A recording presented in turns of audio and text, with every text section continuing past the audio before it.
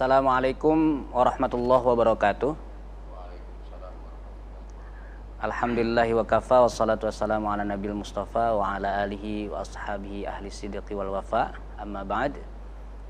Bersyukur kepada Allah atas limpahan rahmat, nikmat dan karunia yang telah Allah berikan kepada kita, sehingga kita masih diberikan kekuatan iman, kekuatan Islam, dan masih melaksanakan puasa pada hari ke-23 ya, 23. Insyaallah selanjutnya salawat dan salam kita sampaikan kepada junjungan alam Nabi besar Muhammad sallallahu alaihi wasallam. Pemirsa di rumah yang berbahagia, kembali lagi bersama kami di program Ramadan Menyapa. Saya Zainal Mutakin akan memandu program Ramadan Menyapa pada episode kali ini selama 1 jam ke depan. Tengah hadir bersama kita dua narasumber yang luar biasa. Kita sapa dulu narasumber kita. Ada Prof. Didin Nurul Rasyidin, PhD. Assalamualaikum, Prof. Waalaikumsalam warahmatullahi wabarakatuh. Bagaimana kabarnya hari ini? Alhamdulillah. Puasanya lancar, Prof? Insyaallah. Insyaallah. Ya, baik. Ini kebetulan beliau adalah guru besar sejarah peradaban Islam di YIN Syekh Nurjati Cirebon. Narasumber kedua yaitu ada Bapak Dr. Anwar Sanusi MAG. Assalamualaikum. Waalaikumsalam warahmatullahi wabarakatuh. Apa kabar? Alhamdulillah. Puasanya sama, lancar juga. Lancar. Nah, beliau juga kebetulan pakar sejarah peradaban Islam juga, dan saat ini beliau menjabat sebagai dekan di Fakultas Usuluddin dan Adab di YIN Syekh Nurjati Cirebon. Prof dan Pak Anwar ya, sore kali ini tema kita yaitu seputar pentingnya memahami sejarah untuk masa depan ya. Kiranya berarti ada yang harus kita lakukan ya, muhasabah mungkin atau renungan ke masa yang lalu gitu ya. Tapi juga penting bagaimana kemudian kita memahami sejarah untuk masa depan. Kalau kata Bung Karno itu jangan lupa jas merah ya, jangan sekali-sekali melupakan sejarah. Ini pengantar saja, boleh didahului oleh Prof atau Pak Dr. Anwar, mangga silakan. Mau sweet juga nggak apa-apa. Silakan, mungkin siapa dulu, Prof, atau baik, pengantar saja, kita ngobrol biasa saja. Terima kasih atas waktunya. Jadi memang ketika kita bicara tentang Ramadan, bicara tentang puasa, kalau kemudian kita memang jarang sekali para kiai, para tokoh bicara tentang perjalanan puasa atau sejarah puasa. Dan saya coba-coba buka-buka di beberapa literatur, memang ternyata unik juga ketika kita bicara tentang sejarah munculnya puasa.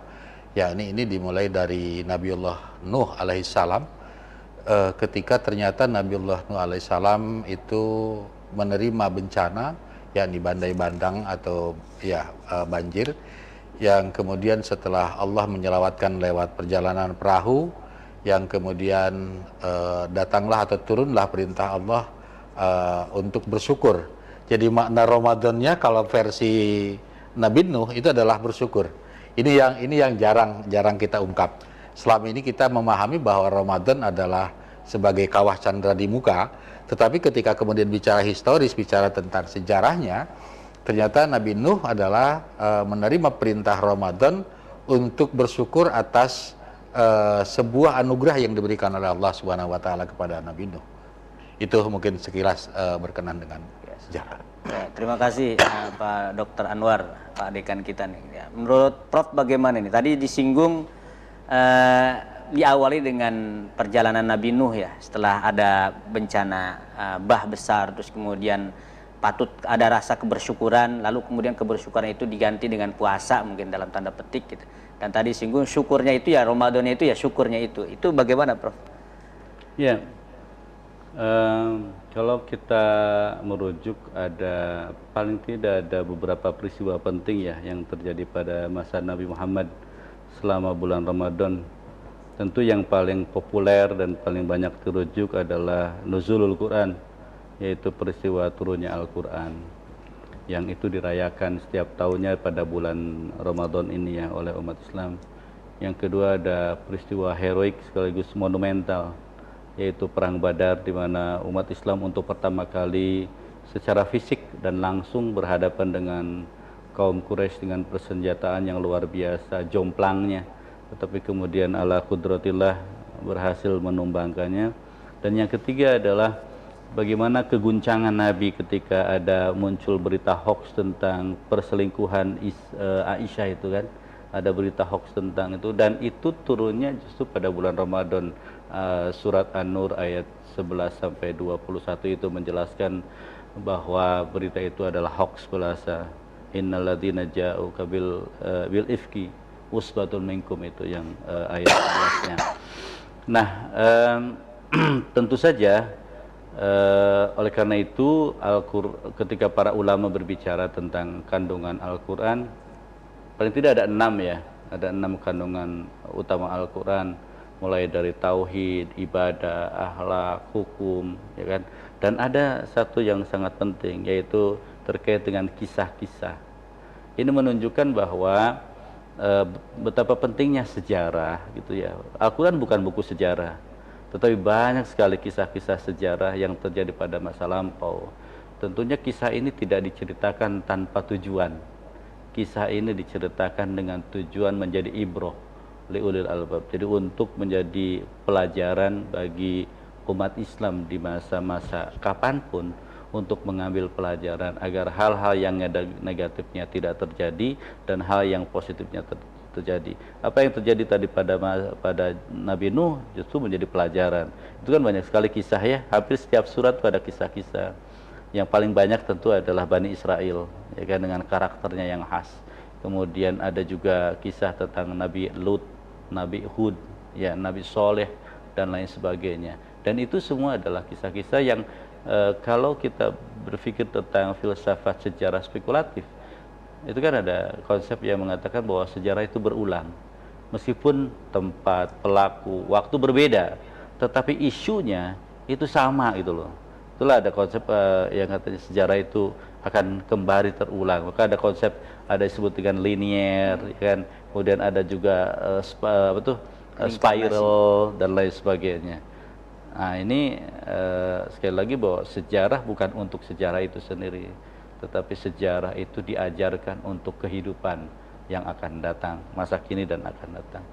Baik, terima kasih Prof dan Dr. Anwar. Tadi juga disinggung zaman Nabi Nuh sudah dilaksanakan puasa ya. Artinya betul, ini relate sekali dengan ayat puasa ya. Walaupun konteksnya memang secara umum bukan pada Ramadannya ya. Ya di 183 itu betul, gitu ya.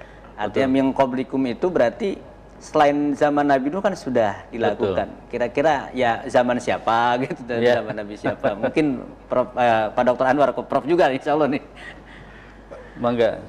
Secara utuh memang para mufassirin hanya memberikan gambaran bahwa tidak dimulai dari Nabiullah Adam, tetapi dimulainya adalah dari Nabi Nuh itu. Jadi peristiwa banjir yang kemudian Nabi Nuh selamat dengan naik kapal itu. Nah itu yang kemudian dalam mufassirin itu yang kemudian itu menjadi awal perintah Ramadan itu. Dan memang Ramadannya berbeda dengan kita selama 1 bulan. Mereka hanya berjalan kalau tidak salah 3 hari. Jadi dalam sebulan itu hanya 3 hari. Dan waktunya bukan pada seperti kita hitungan Hijriyah ya. Dan itu pun kalau menurut pada kasus itu artinya bahwa bukan bulan yang diperhitungkan, tetapi proses terjadinya badai bandang. Kemudian Allah memerintahkan Nabi Nuh untuk melakukan puasa selama 3 hari. Nah ini yang kemudian runut pada masa baginda Rasul. Pada masa baginda Rasul pun sesungguhnya lahirnya itu pada bulan Sya'ban. Sya'ban itu adalah perintah lahirnya puasa. Yang itu kemudian memang melihat geografis dan sisi politik waktu itu ketika Nabi hijrah dari Makkah menuju Madinah, baru tahun kedua perintah saum ini. Nah ini yang tentunya menjadi hal yang bagaimana bahwa konsep-konsep yang ditawarkan ataupun yang diberikan oleh Allah lewat baginda Rasul itu memang tahapan-tahapannya sangat-sangat jelas. Sehingga ketentuan Ramadan tidak tiba-tiba di bulan Ramadan, tidak, tetapi di bulan sebelumnya, yakni di Sya'ban itu mulai perintah tentang puasa Ramadan. Oh gitu, jadi memang sebelumnya juga sudah ada perintah gitu untuk menyampaikan sampai pada bulan Ramadan. Sampai pada bulan Ramadan. Kemudian mungkin relate dengan doa yang sering kita bacakan sesuai hadis Nabi ya, Prof ya. Allahumma barik lana fi Rajab wa Sya'ban wa Sya'ban balighna Ramadan. Dan di semua bulan itu yang disunahkan juga berpuasa kan kira-kira gitu. Betul. Dan di Ramadannya kutibanya itu gitu. Mungkin ada tanggapan lain, Prof? Iya, sebagaimana yang sering dikutip ya, satu ayat yang sangat populer dan selalu muncul ya dalam berbagai kesempatan. Ya ayyuhalladzina amanu kutiba alaikumusiyam kama kutiba alal ladzina min qablikum la'allakum tattaqun. Jelas sekali, sampai seorang mufassir abad 19 akhir dan awal abad 2, Syekh Muhammad Abduh, itu menyatakan bahwa puasa itu tidak hanya pada agama-agama yang samawi bahkan, tetapi juga agama-agama yang ardi. Di Buddha juga ada tradisi puasa, di Hindu juga ada tradisi puasa. Bahkan di dalam satu bagian tafsirnya, Muhammad Abduh sampai memperkirakan jangan-jangan Siddhartha Gautama mungkin bisa jadi nabi misalnya. Betul. Sampai menghantarkan pada kesimpulan Betul, seperti betul. itu jika melihat salah satu prakteknya pada puasa. Nah, terkait dengan puasa, sebagaimana juga kita ketahui ya, itu tidak hanya pada agama-agama Samawi, tapi juga agama-agama ardi. Nah, agama Samawi sendiri misalnya kita ada kenal puasa Daud ya, yang itu pada masa Nabi Daud, dan itu adalah satu hari puasa, satu hari tidak ya, yang itu dijalankan sepanjang tahun. Kemudian di Yesus atau Isa Al-Masih ya, itu juga ada kewajiban puasa, bahkan jumlahnya 10 hari lebih lama daripada Ramadan. Ramadan kan antara 29 30, itu 40 hari. Jadi sekali lagi tradisi puasa bukan tradisi baru dalam konteks peribadatan, tetapi masing-masing agama memiliki tradisi yang beraneka ragam. Nah, Islam memiliki ciri khasnya pertama dari Baik, sisi Prof, timingnya. ditahan ya. dulu, Prof. Kita nanti akan lanjut ya, Oke. Prof Didin dan Pak Dr. Anwar setelah jeda iklan berikut ini. Jangan kemana-mana.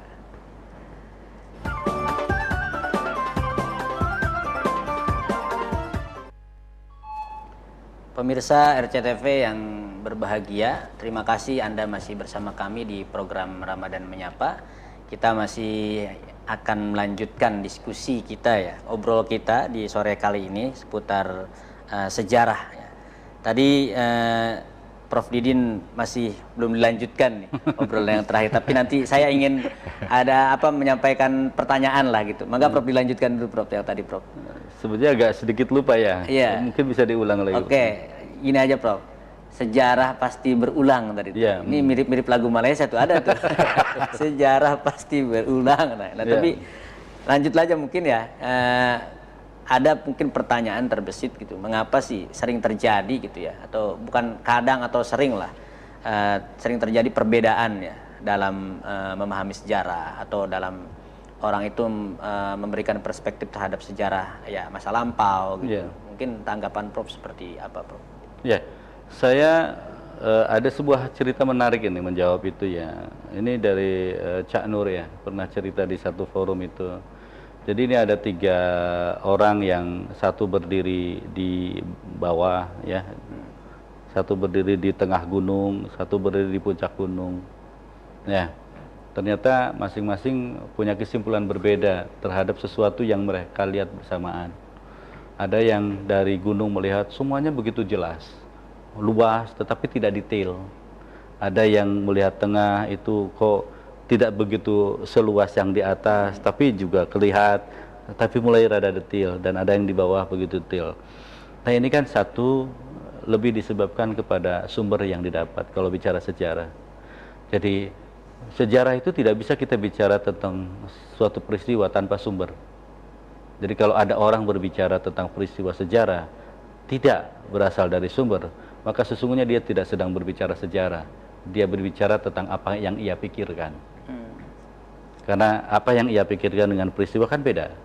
Ya, terutama apalagi kalau dikaitkan peristiwa yang jauh lebih artinya berusia ya. Ada jarak waktu yang cukup panjang antara si penutur dengan peristiwa sejarahnya. Itu yang jadi sumber. Makanya kita di dalam penelitian sejarah kita hal yang paling utama adalah kita kumpulkan sumber dulu, tapi yang kedua adalah kita lakukan kritik sumber. Ya, Baru kalau sudah kita lakukan ketik sumber, memastikan bahwa sumber ini bisa dipercaya, baru kita lakukan tafsir terhadap sumber itu. Ya, jadi yang pertama sumber. Yang kedua adalah perspektif. Ya, jadi bagaimanapun seorang yang memiliki latar belakang pengetahuan, teori yang ia kuasai akan mempengaruhi bagaimana ia mengkonstruksi sesuatu. Ya, seorang yang memiliki pemikiran ala-ala Marxis misalnya, dia akan melihat bahwa tidak ada sesuatu yang terjadi tanpa ada kesengajaan didesain oleh penguasa misalnya, oleh pemilik modal. Maka ia tidak percaya bahwa sesuatu terjadi begitu saja. Tetapi kalau pendekatannya teologis, kun fayakun, apapun bisa terjadi.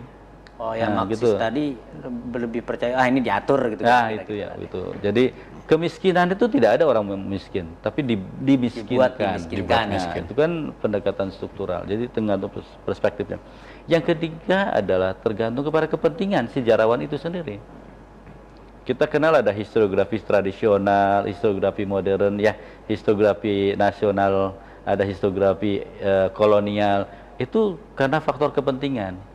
Orang yang ingin supaya terbebas dari Belanda, bagaimana menciptakan sejarah yang tidak ada bau Belandanya gitu. Meskipun padahal Belanda nggak bisa dihilangkan. Karena kebetulan beliau alumni Belanda.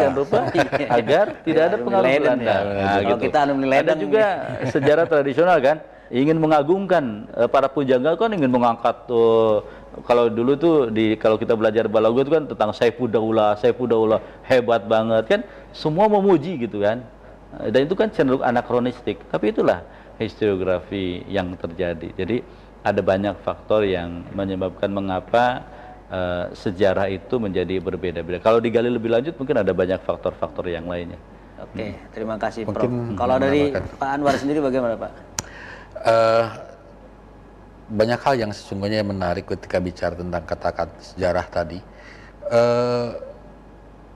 Banyak teori termasuk di dalamnya adalah Pak Nugroho Notosanto pun bicara bahwa tidak akan mungkin yang namanya sejarah itu terulang, itu tidak mungkin. Hanya proses itu terjadi sebuah kemiripan, ya. Seolah-olah ini pernah terjadi. Padahal sisi ketokohan pasti akan berbeda, kemudian berkenan dengan waktu juga sudah berbeda, geografis juga pasti berbeda. Nah, tetapi kalau kemudian melihat tadi berbagai kemudian media yang kemudian seolah-olah itu adalah serupa, mungkin iya. Tetapi dalam dimensi yang tiga tadi itu tidak akan mungkin berbeda.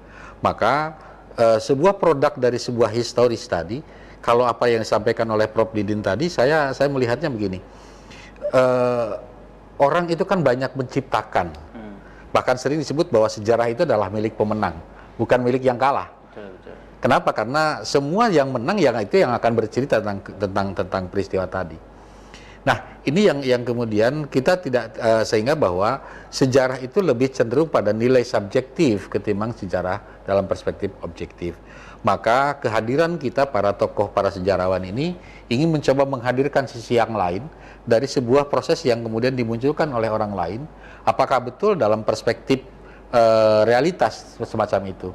Karena kan tadi bahwa sejarah milik pemenang, ini yang kalahnya seperti apa sih Prof? Yeah. Ini yang jarang kemudian diungkapkan. Padahal juga harusnya diungkap gitu ya? Ya, harusnya diungkap. Sehingga kemudian kita menemukan satu balan informasi bahwa si A tadi katakan, kalau Prof menyebutkan detail, ada yang di atas gunung, kemudian di tengah gunung, apa yang di dasar gunung.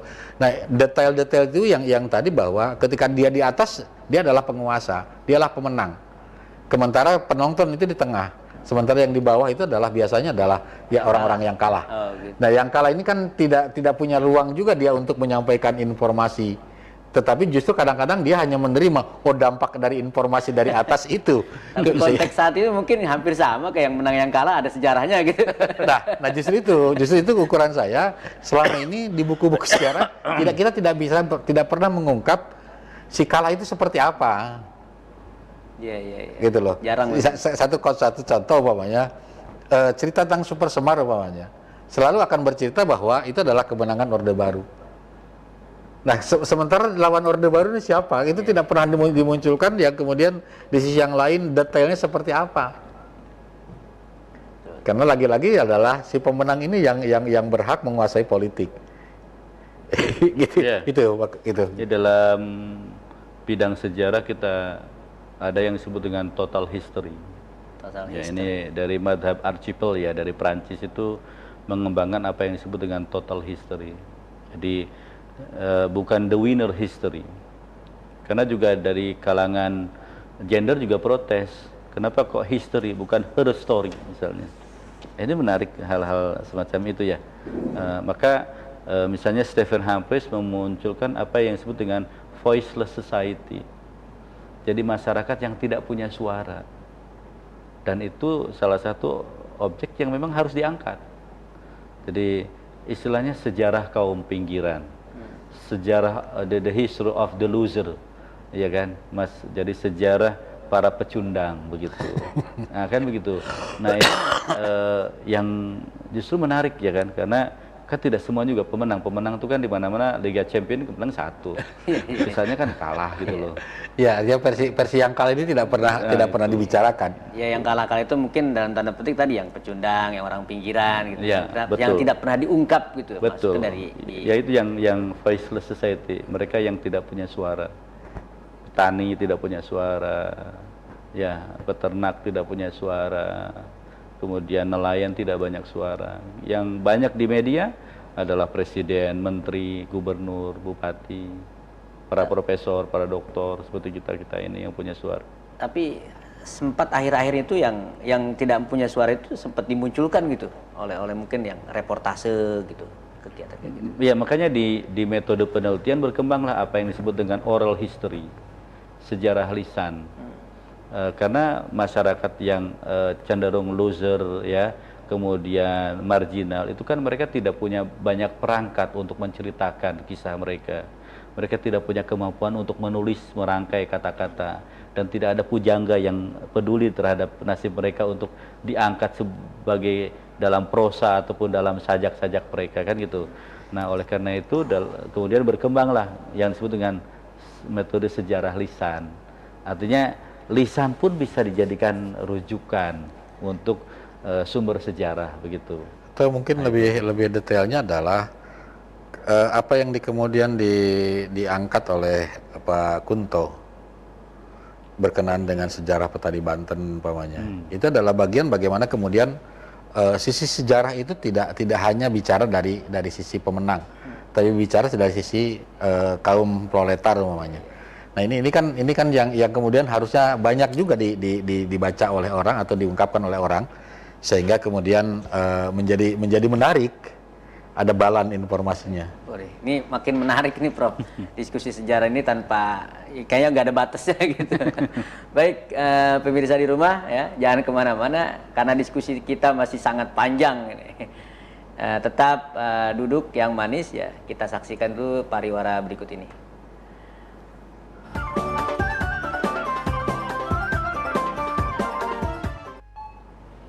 Pemirsa di rumah yang berbahagia, masih dalam program Ramadan Menyapa. Sebelum kita lanjutkan, bagi yang ingin bertanya mungkin seputar tema pada kesempatan sore ini bisa menghubungi hotline di nomor 0231 482138 atau di nomor WhatsApp yang sudah tertera di layar kaca. Baik Pak Dr. Anwar, tadi disinggung petani Banten dan petani mana tadi itu? Ya, itu yang teori apa namanya penelitian yang sudah dilakukan oleh Pak Sartono. Dan ini tentu menjadi menarik bagi saya sebagai pimpinan di fakultas karena kami punya jurusan, yakni jurusan Sejarah dan Peradaban Islam, yang ini mencoba beberapa naskah yang dimiliki oleh keraton-keraton di Kanoman, di Kesepuhan ataupun di Kecirbonan, yang ini menjadi menarik untuk dikaji oleh mahasiswa. Artinya bahwa informasi yang dulu yang katakan hanya milik pemenang itu kan jelas mungkin di versi Kanoman akan berbeda, versi Kesepuhan akan berbeda, versi Kecirbonan akan berbeda, atau mungkin hak keprabonan pun akan berbeda. Maka dengan mahasiswa nanti akan meneliti banyak kajian itu, akan menghadirkan sejarawan-sejarawan baru di Cirebon.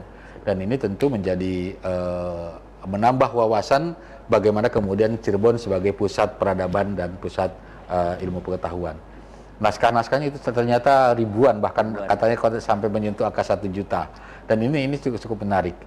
Dan mudah-mudahan mahasiswa kita, Prof, bisa meneliti sehingga betul-betul data itu kemudian terkuak, data itu kemudian terungkap, sehingga kemudian menjadi hasanah yang cukup membanggakan untuk kita semuanya. Ya. Kalau Prof sendiri bagaimana? Ya, sesuai dengan tema kita ya, bahwa apa yang terjadi hari ini dan di masa depan yang kita saksikan setiap harinya, sesungguhnya juga terjadi pada masa lalu. Konflik politik, konflik ekonomi, konflik sosial, konflik agama yang kita saksikan saat ini juga terjadi pada masa lalu. Peperangan, jatuh bangunnya kerajaan, jatuh bangunnya kekuasaan, itu terjadi pada masa lalu. Nah, inilah pentingnya kemudian kita belajar tentang sejarah. Dan kita memang dorong mahasiswa. Jadi di tengah orang kemudian merasa, ini hasil survei loh. Hasil survei dari siswa-siswa, dulu Kompas pernah melakukan survei. Kalau nggak salah 2000 berapa ya? 2019 atau 2017. Saya lupa tahunnya.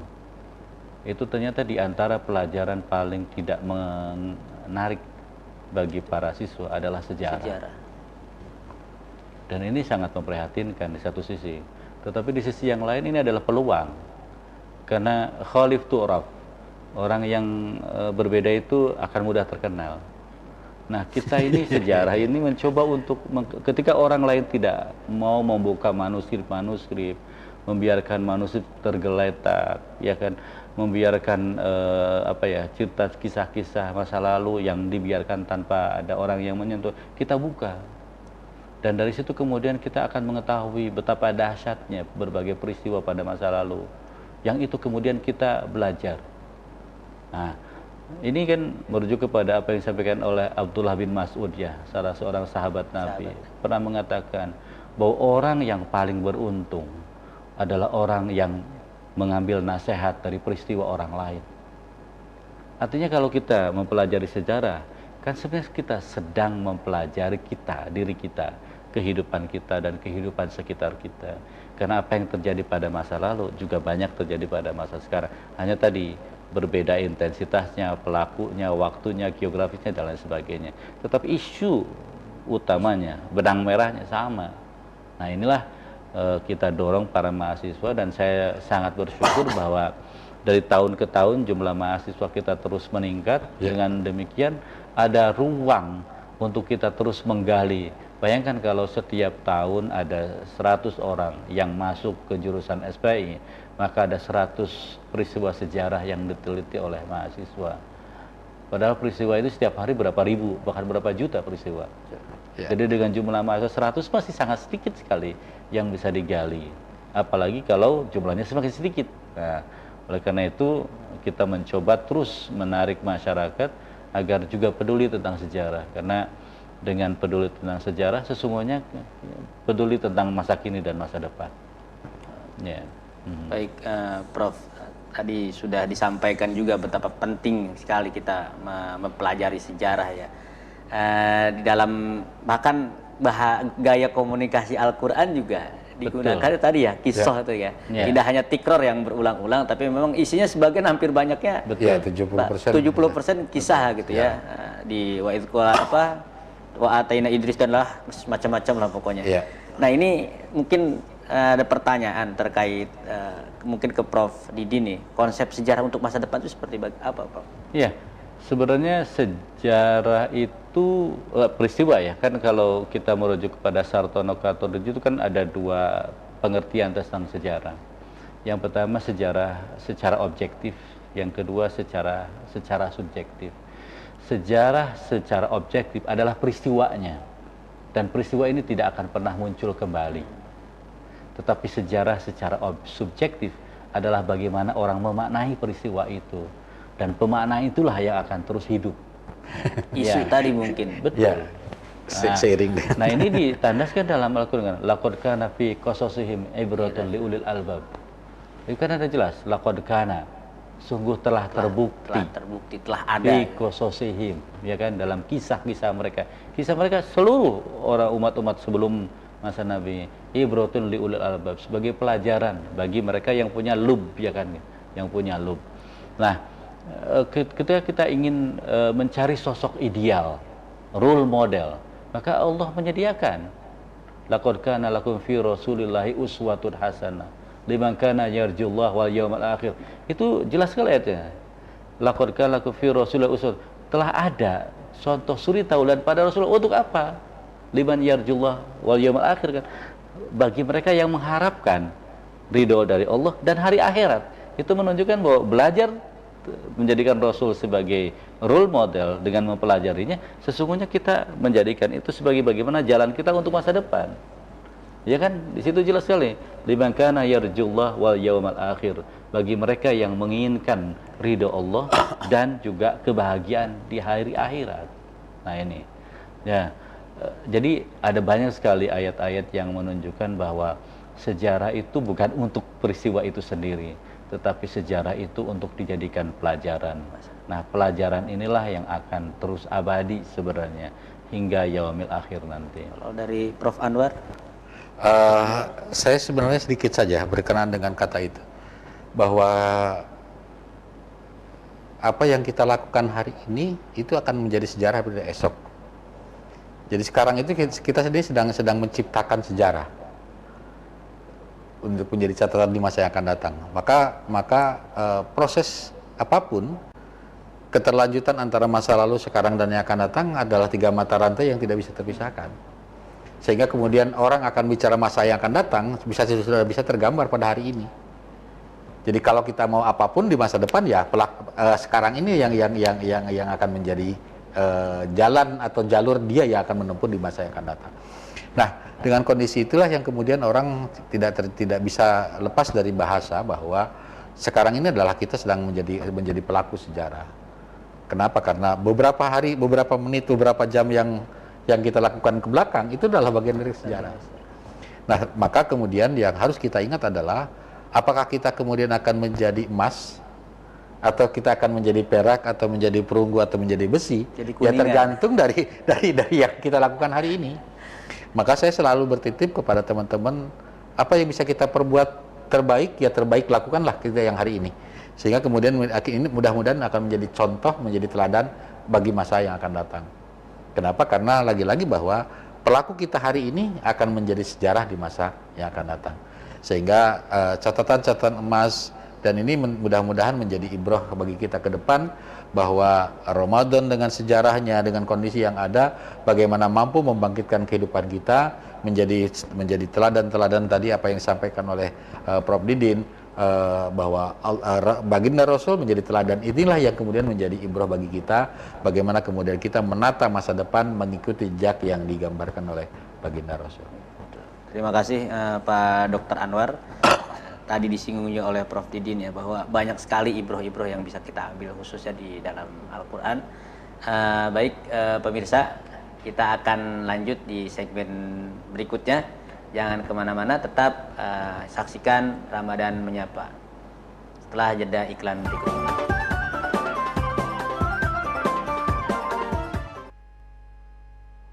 Pemirsa RCTV yang berbahagia dimanapun Anda berada, kita saat ini masuk pada segmen akhir di tema tentang pentingnya memahami sejarah untuk masa depan pada program Ramadan Menyapa kali ini.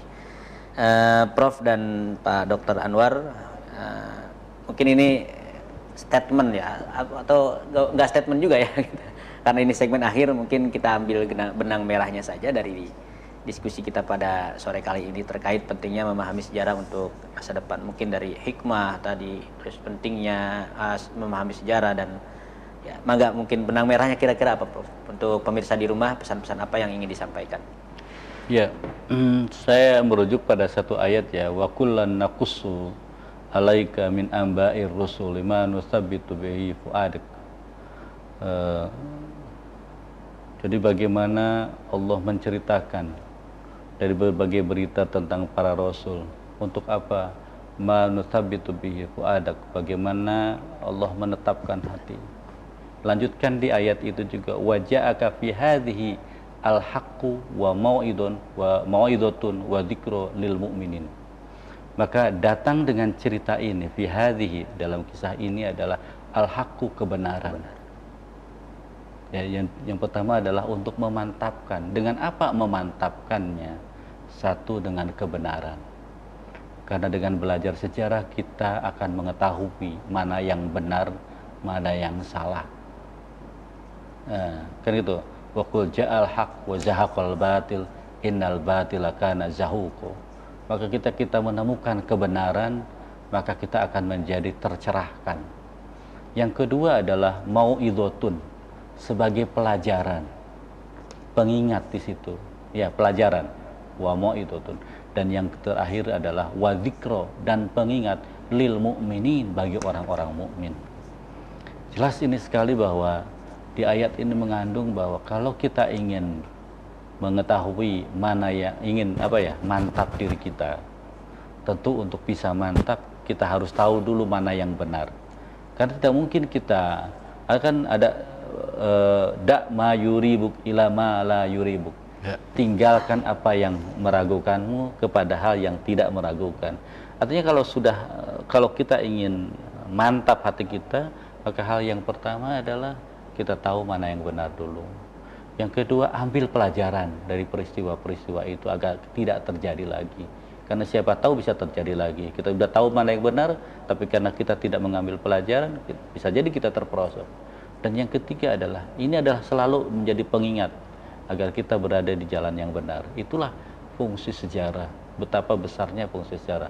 Itulah mengapa bahwa sejarah atau kisah-kisah menjadi salah satu bagian dari 6 kandungan.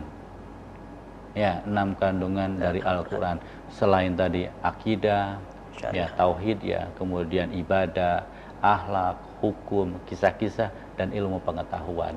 Ya, itu yang menjadi penting. Dan yang kedua, kan seringkali kita di mana-mana ya, siapa pemain terbaik di dunia? Orang kemudian flashback ke sejarah kan? Nggak mungkin kan sekarang seorang baru main, oh dia terbaik di dunia. Nggak mungkin. Dia akan melihat sejarah. Maka muncullah nama Pele. Apa Pele masih ada? Masa lalu. Maradona sudah tidak ada. Ya kan? Maka orang seringkali, oh mereka terbaik. Nah, ketika disebut terbaik Pele, maka itu jadi barometer. Ketika melihat pemain sekarang, ada nggak yang selevel dia? Ada yang selevel Maradona? Ini juga sama. Ketika kita belajar tentang keislaman kita, maka yang menjadi barometer kan Rasul dan para sahabatnya. Maka belajar tentang sirah nabawiyah, bagi saya itu, ya sebagaimana juga kalau disepakati bahwa sejarah itu adalah bagian dari PAI ya. Karena PAI itu kan, kalau betul PAI, maka kata Imam Al-Ghazali, mempelajari ilmu agama adalah fardu ain, bukan fardu kifayah. Jadi kalau sejarah peradaban Islam dimasukkan ke dalam PAI, ilmu agama, maka belajar sejarah peradaban Islam, terutama kisah Nabi dan sahabatnya, adalah juga fardu ain. Sehingga kita tadi mengetahui mana yang hak.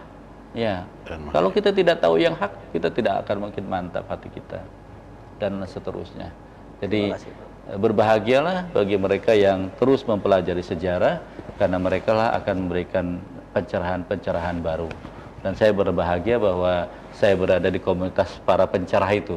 Jadi kalau ahli syariat menyebut Raushan Fikr, ya dari sisi sosiologi, nah kalau saya Raushan Fikr adalah para sejarawan.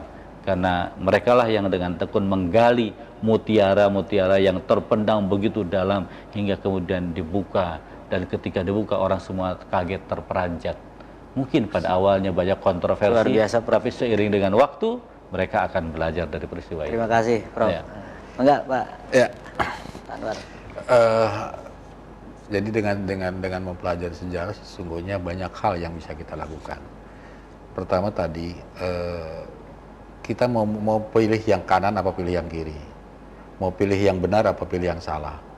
Semua sudah tergoras, semua sudah terajarkan, semua sudah bisa dipelajari. Sehingga kemudian kita menata masa yang akan datang pun sama. Kita mau jadi pemain yang mana, yang benar apa pemain yang salah.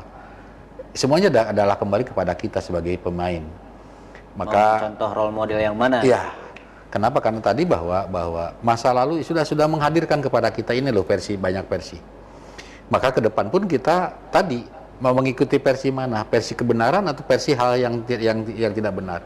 Artinya bahwa dalam perilaku kita pun, dalam kehidupan kita pun, kita akan menjadi pencipta tadi, menjadi teladan bagi orang lain, atau justru kita menjadi sumber malapetaka bagi orang lain yang itu lagi-lagi bahwa itu adalah bagian dari sejarah kita, sejarah masa depan kita.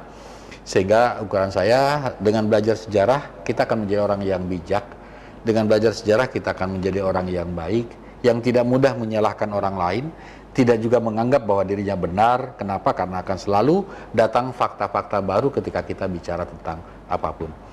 Dengan demikian, ukuran saya bahwa sejarah akan menuntut manusia menjadi arif dan bijaksana.